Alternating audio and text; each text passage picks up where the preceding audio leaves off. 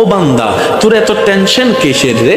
আমি আল্লাহ তো তোর জন্য আছি। সুবহানাল্লাহ, আমি আছি না তোর? আরে যার কেউ নাই তাই না টেনশন করে, যার টাকা নাই সে টাকা নিয়ে টেনশন করে, যার অভিভাবক নাই সে অভিভাবক নিয়ে টেনশন করে, যার মোবাইল নাই সে মোবাইল নিয়ে টেনশন করে। আরে আমি আল্লাহ তো আছি, তো আমি আল্লাহ তো আছি, যিনি ইন্নাল্লাহা আলা কুল্লি শাইইন কাদির। আমি আল্লাহ রহমান তো আছি, আমি রহিম তো আছি, আমি গফফার তো আছি, আমি সত্তার তো আছি। সুবহানাল্লাহ, আমি গফফার তো আছি, আমি রাজ্জাক তো আছি।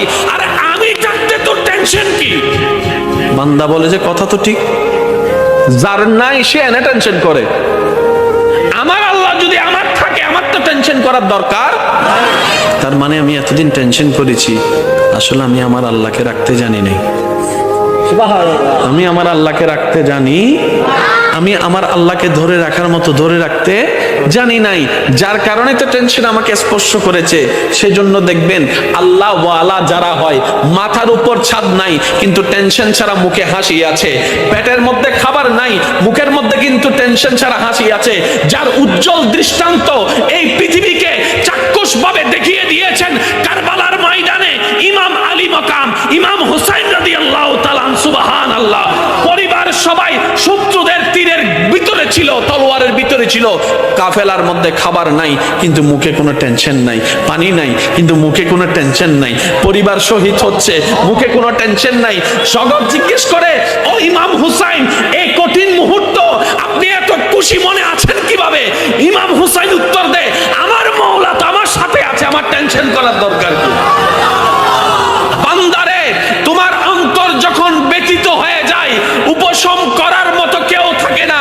দুঃখ ভুলার জন্য যখন তুমি তোমার আপনা মানুষের হাতটা ধরে দুঃখ ভুলার চেষ্টা করো, 2 দিন পরে দেখা যায় সে আপনা মানুষটাই অন্যের সাথে হাত মিলিয়ে তোমার সাথে প্রতারণা করে, তোমাকে ধোঁকা দেওয়ার চেষ্টা করে। কথা বলেন ঠিক কি না?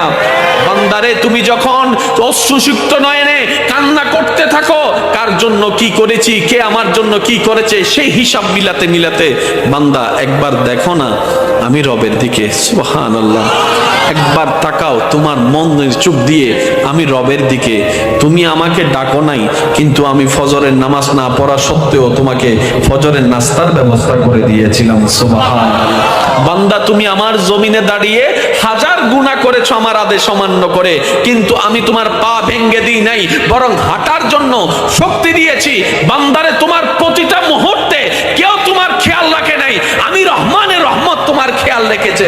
সুবহানাল্লাহ, বান্দারে, তুমি যখন ব্যথিত হৃদয় নিয়ে রাতের অন্ধকারে রুমের মধ্যে কান্না করো যে কেউ নাই আমার পাশে, তখন আমি রব ডাক দিয়ে বলি, ইন্নাল্লাহা মা'না, আমি রব তোর সাথেই আছি। বলেন সুবহান। ফাযকুরুনি, তুই বান্দা আমাকে ডাকতে দেরি, আযকুরুকুম, সারা দিতে আমার দেরি হবে না। ফাযকুরুনি, বান্দা তুই আমাকে স্মরণ করতে দেরি, আযকুরুকুম, তোকে স্মরণ করতে আমার দেরি হবে না। এক কথায় ফাযকুরুনি, বান্দা অভাবে পড়ে তুই আমাকে স্মরণ কর, আযকুরুকুম, অভাব থেকে মুক্তি করার মাধ্যমে আমি তোকে স্মরণ করব। সুবহানাল্লাহ, ফাযকুরুনি, বান্দা বিপদে পড়ে তুই আমাকে স্মরণ কর, আযকুরুকুম, বিপদ থেকে উদ্ধার করে মাধ্যমে আমি তোকে স্মরণ করব।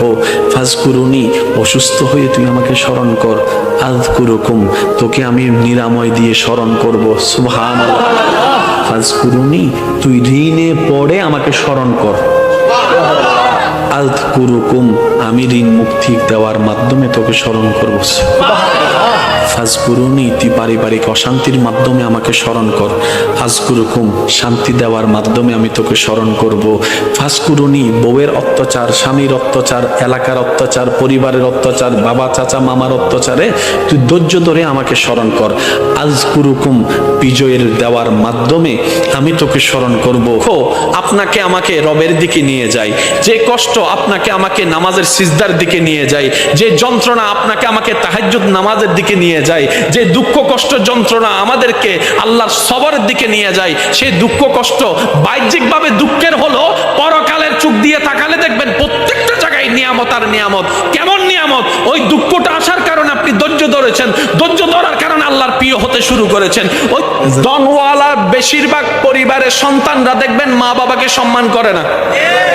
ধনওয়ালার বেশিরভাগ পরিবার, আমি সবার কথা বলছি না, বারবার বলছি, কিছু কিছু পরিবারকে দেখবেন আপনি যেখানে মেয়েরা কাপড়ে ঠিক থাকে না, সম্পর্কে ঠিক থাকে না,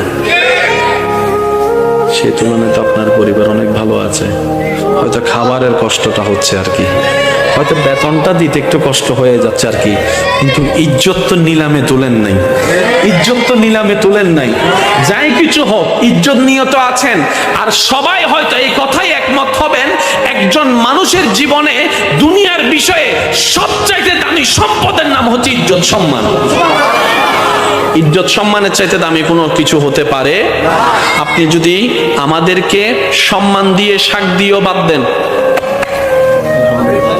আর যদি অপমান করে পোলাও রোজ বিরিয়ানি দেন,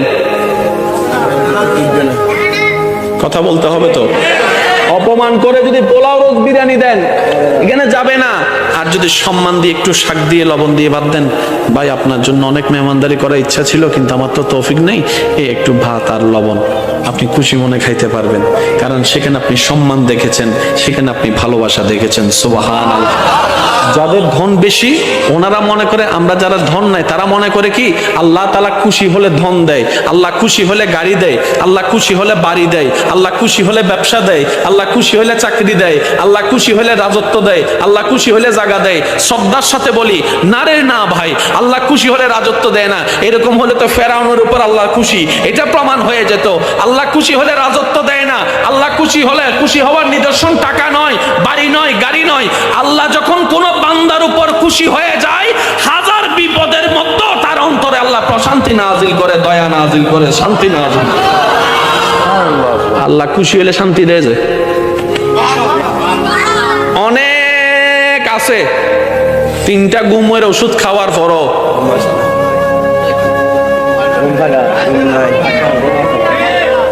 আরেকজন বাঙ্গা ঘরে থাকে, বাতটা খাওয়ার পরে, নামাজ পড়ে বাতটা খাওয়ার পরে যখন শুই,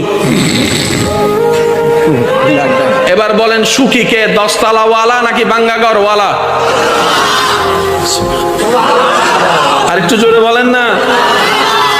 10 কোটি টাকা ওয়ালা, জামাইয়ের সাথে বউয়ের দেখা হয় না, বউয়ের সাথে জামাইয়ের দেখা হয় না, এক টেবিলে কখন ভাত খাইছে খবরও নাই, কারণ স্বামী স্বামীর জায়গায় ব্যস্ত, স্ত্রী স্ত্রীর জায়গায় ব্যস্ত, ছেলে ছেলের রাজত্বে, মেয়ে মেয়ের রাজত্বে, সব আছে কিন্তু ওই যে একটা মায়া মহব্বত নাই। কারণ যা কিছু দরকার হয় হোয়াটসঅ্যাপে মেসেজ, পাপ্পা আমার এটা লাগবে, উনি এখান থেকে মেসেজ দেয়, ঠিক আছে ম্যানেজারকে বলে দিচ্ছি তুমি নিয়ে নিও।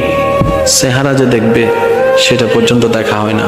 অথচ আপনার সন্তানের একটা কলম লাগলো আপনার পিছনে 3 ঘন্টা করে, বাবা ও বাবা ও বাবা একটা কলম দাও না, ও বাবা একটা জুতা কিনে দাও না, ও বাবা একটা কাপড় কিনে দাও না। বাবা ডাকতেও আপনি শুনেন, আব্বু ডাকতেও শোনার শান্তি আপনি পেয়ে যাচ্ছেন এই গরিবী জিন্দেগির মধ্যে। সেজন্য মনে রাখবেন, গরিবিটাও পরীক্ষা, বড় লোকিটাও পরীক্ষা, বুঝার জন্য বড়া, দন থাকাও পরীক্ষা, দন না থাকাও পরীক্ষা। কিন্তু আপনি যদি বেশিরভাগ নবী রাসূলের, আল্লাহর ওলিদের জীবনীকে খেয়াল করেন, ওনারা দেখবেন গরিবী জিন্দেগিকে আপন করে নিয়েছেন। কেন বলে যে কোটিপতি হয়েও পরীক্ষা, গরিব হয়েও পরীক্ষা, দুইটার মধ্যে পার্থক্য আছে। যদি আমি কোটিপতি হয়ে পরীক্ষা দিই আমার হিসাব লম্বা হয়ে যাবে, আর আমি যদি গরিব হয়ে পরীক্ষা দিই আল্লাহরে যাই বলবো আল্লাহ দাওই নাই কিছু, পরীক্ষা দিব কি? ও নবী, আপনি যদি চান আমি উহুদ পাহাড়কে স্বর্ণের পাহাড় বানাই দিতে রাজি। নবী বলেছেন আল্লাহ এটা আপনার বড় দয়া, কিন্তু আমি নিব না। সুবহানাল্লাহ বলেন না। আল্লাহ বলে যে ও নবী আপনি যদি চান ডেইলি 4 বেলা জান্নাত থেকে খাবার আমি আল্লাহ পাঠাবো, এটা আমার জন্য কোনো ব্যাপারই না। নবী বলে যে আল্লাহ আপনি দয়া করেছেন, আমি খুশি হয়েছে, কিন্তু এটা আমি নিব না। এত কিছু থাকার পরও নবী বলতেছেন যার যা আছে নিয়ে আসো। জগৎ বলে যে কি রে, নবীর ভান্ডারে তো কমতি নাই, আল্লাহকে বললে তো সব পাঠাই দিচ্ছে। নবী বলে যে না, আল্লাহ দয়া করে দিয়েছেন সত্য, আমি একটু আমার সাহাবাদেরকে করার সুযোগ দিচ্ছি, ইসলামের জন্য ত্যাগ দেওয়ার সুযোগ দিচ্ছি। যেন তাদের সেই চরিত্রটা পরবর্তী উম্মতরা দেখে যেন বুঝতে পারে ইসলামের জন্য সাহাবায়ে কেরাম কতটুকু দেওয়ার চেষ্টা করেছেন, করার চেষ্টা করেছেন। সুবহানাল্লাহ। আল্লাহর নবী বলে, আমার আল্লাহ আমাকে শুধু এক জায়গার ভিক্ষুক রাখছে আর সব জায়গায় বাদশাহী দিয়েছেন। নবী বলে, আমি মুস্তাফা শুধু আল্লাহর দরবারে ভিক্ষুক আর সব জায়গায় আমার আল্লাহ আমাকে বাদশাহী দান করেছেন, ইমামুল আম্বিয়া বানিয়ে দিয়েছেন। ও নবী, চাবি ব্যবহার করেন না, দয়া করে দিয়েছে, আমি রেখে দিয়েছি। নবী, আপনি ব্যবহার করবেন না? ওই করব তো। ও নবী, কখন করবেন? ওই হাসরের ময়দানে। ইয়া রাসূলুল্লাহ, হাসরের ময়দানে ব্যবহার কিভাবে করবেন?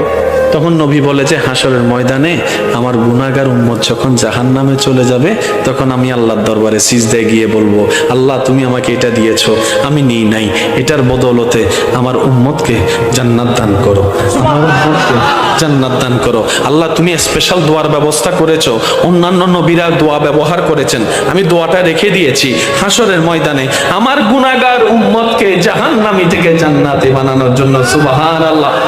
আরেকটু জোরে বলেন না সুবহানাল্লাহ। কি সৌভাগ্য আমাদের, ওই দয়াল নবীর উম্মতের খাতায় আপনি আমি নাম লেখাইতে পারছি। আজকে একটা কথা মনে রাখবেন, সারা পৃথিবীর সমস্ত জ্ঞানী ব্যক্তি 10,000 কোটি বছর ওয়াইজ করে বক্তব্য দিয়ে কিতাব লেখে, যতটুক জ্ঞানের পাহাড় হবে সমস্ত কিছু কোরআনে আল্লাহ তাআলা এক শব্দে শেষ করে দেন। আরেকটু জোরে বলেন না। কোরআনের মুজিজাটাই ভিন্ন। 10,000 কোটি মানুষ 10,000 কোটি বছর ওয়াইজ করো, সে জ্ঞানের পাহাড় আনতে পারবে না। আল্লাহ এক শব্দে যেটা বুঝাই দিবে। আল্লাহ বলেছেন, ইন্না আ'তাইনা কাল কাউসার, ইন্না আ'তাইনা কাল কাউসার। তিনটা শব্দের ভিতরে শত শত বছর ওলামায়ে কেরামের জীবন পার হয়ে গিয়েছে। কেউ কিতাবের লিখনির মাধ্যমে, কেউ তাফসীরের মাধ্যমে, কেউ তাশরীহের মাধ্যমে, কেউ ওয়াইজের মাধ্যমে, কেউ বক্তব্যের মাধ্যমে, কেউ ক্লাসের মাধ্যমে শত শত বছর পার হওয়ার পরও আজকের ওলামায়ে কেরামকে জিজ্ঞেস করেন, হুজুর এবার আপনার সিদ্ধান্ত কি? ইন্না আ'তাইনা কাল কাউসারের কামা হক্কুহু মুকাম্মিল তাফসীর কি শেষ হয়েছে? হুজুর বলবে এখনো শেষ হয় নাই, কিয়ামত পর্যন্ত শেষই হবে না। বলেন সুবহানাল্লাহ। এটা হচ্ছে কোরআনের বড় সৌন্দর্যতা। সুবহানাল্লাহ। এই দেখেন, কষ্ট হচ্ছে না তো আপনাদের? প্রত্যেকটা বান্দার কাছে আল্লাহ পাক নামাজের হিসাব নিবে না? বলেন না, নিবেন না? রোজার হিসাব আল্লাহ তাআলা কিন্তু শুকরিয়ার হিসাবও নিবে। কি কি শুকরিয়া করছস বল। এবার চোখে দিয়েছেন কে? আল্লাহ। তো দেখতে পারাটা আল্লাহর রহমত, আল্লাহর নিয়ামত, তাহলে শুকরিয়া আদায় করতে হবে। ঠিক আছে? বলতে পারা আল্লাহর নিয়ামত, তাহলে শুকরিয়া করতে হবে। শুনতে পারা আল্লাহর নিয়ামত, এভরিথিং আল্লাহর নিয়ামত, শুকরিয়া করতে হবে। তাহলে এখন কি হবে জানেন? 24 ঘন্টা আমাদের কি করতে হবে? আল্লাহ, যতক্ষণ জাগ্রত থাকবো, চোখে দেখতেছি, আল্লাহ চোখের ফলক খুলছে, তোমার দয়া, আলহামদুলিল্লাহ। চোখ বন্ধ করছি, তোমার দয়া, আলহামদুলিল্লাহ। হাঁটতেছি, তোমার দয়া, আলহামদুলিল্লাহ। বসতেছি, তোমার দয়া, আলহামদুলিল্লাহ। খাইতেছি, তোমার দয়া, আলহামদুলিল্লাহ। বুক খেসতেছি, তোমার দয়া, আলহামদুলিল্লাহ। ফেটে গেছে, তোমার দয়া, আলহামদুলিল্লাহ। তো একটা বান্দা যদি 24 ঘন্টা শুধু আলহামদুলিল্লাহ বলার থাকে, সংসার করবে কখন? বুঝতে পারি না মনে কথা। সে ব্যবসা করবে কখন? সে চাকরি করবে কখন? সে কাস্টমারের সাথে যে কথা বলবে কখন? কারণ আল্লাহ পাক বলেছেন, ফাশকুরুলি, আমার শুকরিয়া করতে থাকো। ইসলাম কত চমৎকার দেখেন। এই 24টা ঘন্টার প্রত্যেকটা নিয়ামতের শুকরিয়া যদি আলাদা আলাদা ভাবে করতে হয়, 24 ঘন্টার প্রত্যেকটা সেকেন্ড শেষ হয়ে যাবে। ব্যবসা করা হবে, একটু জোরে বলতে হবে, চাকরি করা হবে, হাঁটা হবে, বসা হবে, বিবাহ করা হবে, সংসার করা হবে, ফ্লাইট চালানো হবে, কিচ্ছু করা যাবে না। তো নবী রাহমাতুল্লিল আলামিন বলছেন, আল্লাহ 24 ঘন্টা যদি আমার উম্মত শুকরিয়া করতে থাকে, সে চাষ করবে কখন? বলেন না ভাইয়া। সে কাজ করবে কখন? কিন্তু তোমার শুকরিয়া না করলে তো হাসরের ময়দানে তুমি ধরবা, আল্লাহ একটু দয়া করো না, কোন একটা সহজ রাস্তা করে দাও। আল্লাহ তাআলা বলেন আপনার উম্মতকে বলেন 24 ঘন্টার প্রত্যেকটা সেকেন্ডে আমার শুকরিয়া করার দরকার নেই। আমি একটা শব্দ দান করলাম, এই শব্দটা তাকে পড়তে বলবেন, সে একটা শব্দ পড়বে, 24 ঘন্টার প্রত্যেকটা সেকেন্ডের শুকরিয়া আদায় করা হয়ে যাবে। আল্লাহ শব্দটা কি? আল্লাহ পাক বলেন আপনার উম্মতকে বলবেন তারা যেন আলহামদুলিল্লাহ বলে। এবার সবাই মিলে একটু বলেন তো আলহামদুলিল্লাহ। কয় সেকেন্ড লাগছে? জোরে বলেন না। অর্থটা কি? সমস্ত প্রশংসা তোমার। আলহামদুলিল্লাহ, তুমি আল্লাহ যা দিয়েছ সব নিয়ামতের প্রশংসা তোমার। এই আলহামদুলিল্লাহর ভিতর চোখ আছে না নাই? আমি বলতে যাব, আপনার একটু জোরে জোরে বলেন। চোখের দেখা আছে না নাই? কানের শোনা আছে না নাই? মুখের বলা আছে না নাই? জিহ্বার স্বাদ আছে না নাই? পেটের ক্ষুধা আছে না নাই? ক্ষুধা নিবারণ আছে না নাই? হাঁটাটা আছে, বসাটা আছে, শোয়াটা আছে, ব্যবসা আছে, চাকরি আছে, সন্তান আছে, স্ত্রী আছে, পুত্র আছে, মা আছে, বাবা আছে, সমস্ত নিয়ামত সেটার ভিতরে বলেছেন এক সেকেন্ড আলহামদুলিল্লাহ, আপনার আমলনামায় লেখা হচ্ছে হাজার হাজার কোটি গুণ সওয়াব। ইসলাম এত চমৎকার। তো অন্য সময় তো তেমন আসলে শুকরিয়ার সেক্টরটা তো আমরা আদায় করতে পারি না। অন্তত আসেন আজকের এই মাহফিল থেকে একবার আল্লাহকে খুশি করার জন্য শুকরিয়া করব আমরা সবাই, যে আমাদের কোনো আফসোস, একটু মন থেকে বলতে হবে, হ্যাঁ, আমাদের কোনো আফসোস জীবন নেই, আমাদের কোনো দুঃখ।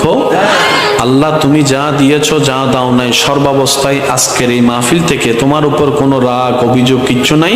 আমরা খুশি মনে সবাই বলছি আল্লাহ তোমার প্রশংসায়। আওয়াজ দিয়ে বলুন, কি বলবো? আর একটু জোরে বলেন। একটু আওয়াজটা এখান থেকে যেটা দিচ্ছেন সেটা একটু কষ্ট করে এখান থেকে দেওয়ার চেষ্টা করেন। আরেকবার বলেন, আরেকটু মহাব্বতের আওয়াজে। আল্লাহ আমাদের কোনো দুঃখ, আমাদের কোনো আফসোস, আমাদের কোনো চাওয়া, আমাদের কোনো পাওয়া তুমি যেভাবে রেখে খুশি, আমরা সেভাবে থেকে খুশি। আল্লাহ তুমি যা দিয়েছো তা আমাদের পাওয়ার চাইতে বেশি দিয়েছো। তোমার দরবারে শুকরিয়া, আলহামদুলিল্লাহ। সৃষ্টির জগতে দেনওয়ালাকে আল্লাহ। আল্লাহর প্রিয় বান্দার ভিতরে সবচাইতে প্রিয় হচ্ছে মানুষ। মানুষের মধ্যে প্রিয় হচ্ছে মুমিন, মুমিনের মধ্যে প্রিয় হচ্ছে নামাজি, নামাজের চাইতে প্রিয় হচ্ছে যে যারা তাকওয়াবান নামাজি, ওনাদের চাইতে প্রিয় হচ্ছেন আল্লাহর কাছে হচ্ছে আল্লাহর ওলিরা।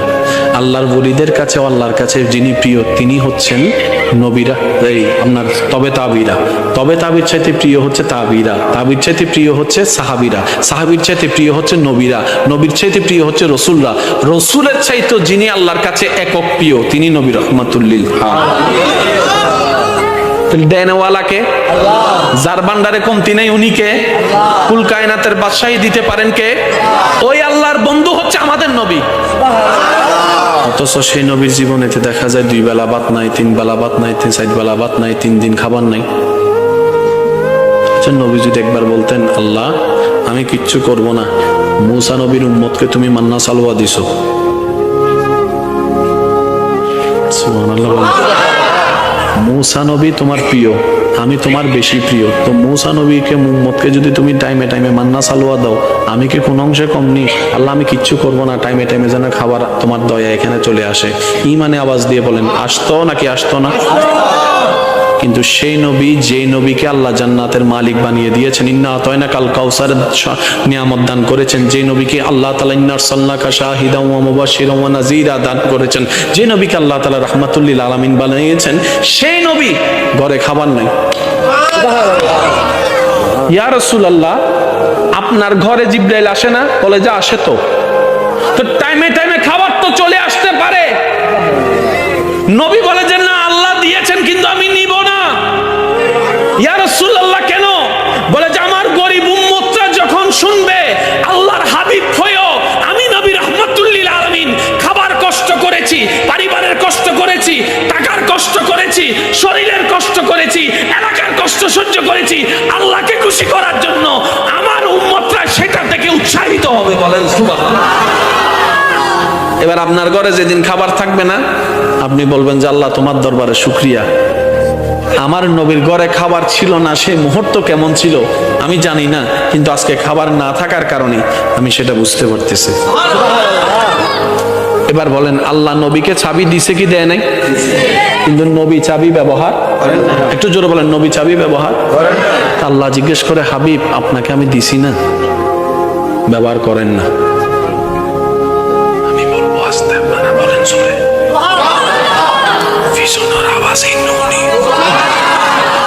আল্লাহ বলে যে আমি দিছি তো, নবী বলে যে আল্লাহ আমি আপনার দয়াটা নিছি তো ব্যবহার করেন না। যুদ্ধের ময়দানে গেছে, এখন আপনারা শুধু বললে মিল পাবেন। নবীজি বলছেন যার যা আছে নিয়ে আসো, যার যা আছে। আপনজন এক একজনের মতো করে আনতেছেন। সিদ্দিক আকবর আনতে আনতে সাই পর্যন্ত নিয়ে আসছে। আচ্ছা, চাইতেছে কে? চাইতেছে কে? যার ভান্ডারে কোনো কমতি আল্লাহ রাখেই নাই। বুঝাতে পারতেছি না। যার নাই সে না চাইবে। আল্লাহ তো নবীকে ভান্ডারে চাবি দিয়ে দিছে।